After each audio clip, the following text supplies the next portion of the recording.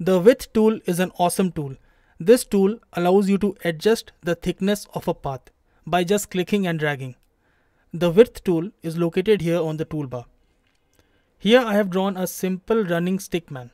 I can add more detail to the stick figure using the width tool.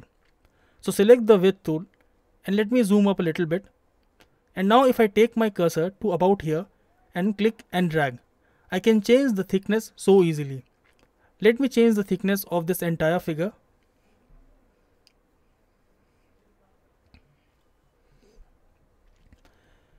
You can also adjust the thickness by dragging these lines either inward or outward. You would have noticed one thing here, that when I drag, the thickness of both sides increases simultaneously. Now if I want to increase the thickness of one side alone, I can do this pretty easily. Just press the Alt or Option key and now drag to change the thickness of one side only. You can even change the origin point by just dragging the point if you like. So this is all about the width tool.